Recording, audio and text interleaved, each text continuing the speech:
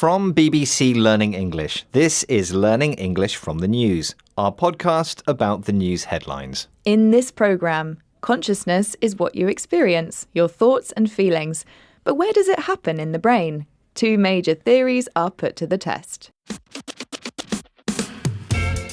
Hello, I'm Neil. And I'm Georgie. In this programme, we look at one big news story and the vocabulary in the headlines that will help you understand it. You can find all the vocabulary and headlines from this episode, as well as a worksheet on our website, bbclearningenglish.com. So let's hear more about this story. So firstly, what is consciousness? Well, the scientific definition varies, as we're about to find out. Yes, but in a basic sense, consciousness is everything a person experiences. Your awareness of your thoughts, feelings, sensations, memories. But where does this happen in the brain? Well, scientists haven't yet agreed on an explanation, but recently two leading but very different theories were put to the test in a large research project. The 7-year study was published in the journal Nature.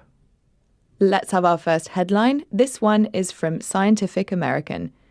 Two theories face off to explain the origins of consciousness. That headline again from Scientific American. Two theories face off to explain the origins of consciousness. Two theories face off. That's an interesting phrasal verb.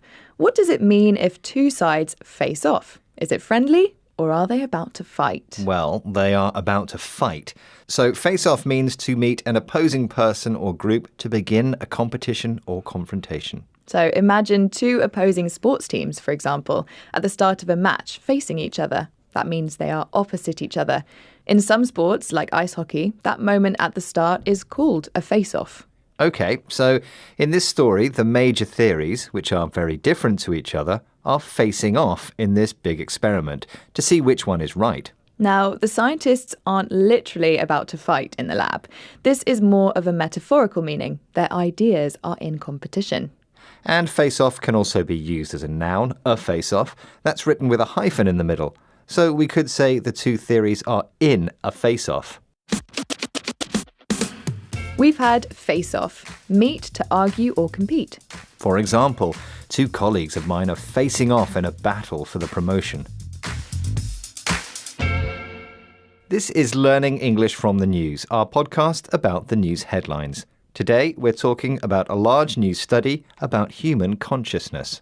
Now, the research project was unusual because it had scientists with opposing theories of consciousness working together with other researchers who weren't on either side. They were neutral.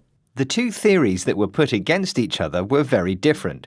For example, for one of them, the front part of the brain is not considered necessary for consciousness.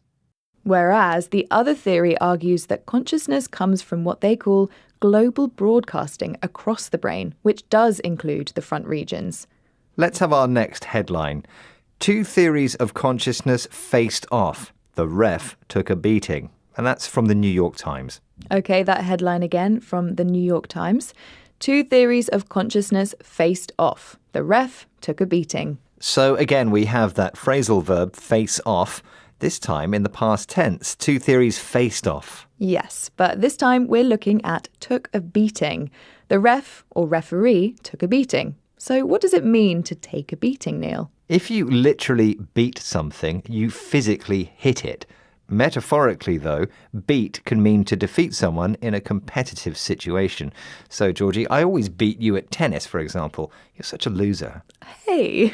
So, if you take a beating, you are receiving that beating.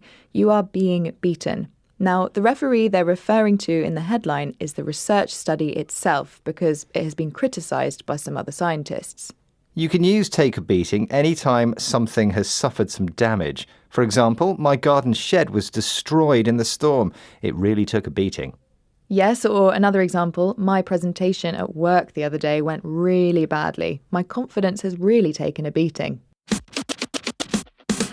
We had take a beating, suffer some damage. For example, the football team lost all their matches this season. They really took a beating. This is Learning English from the News from BBC Learning English. We're talking about theories of consciousness. So, what did the study find? Both theories made some accurate predictions about what was happening in the brain. Yes, but some of the predictions were wrong. Both theories are incomplete, said Dr. Ferrante, one of the neuroscientists working on the project. Some people have criticised the study. 124 experts signed an open letter criticising both the research project and one of the theories, calling the theory pseudoscience, which means they think it's not proper science. OK, let's have our next headline. Landmark study puts leading theories of consciousness to the test. Neither comes out unscathed. That's from the University of Birmingham. OK, that headline again. Landmark study puts leading theories of consciousness to the test. Neither comes out unscathed. And that's from the University of Birmingham.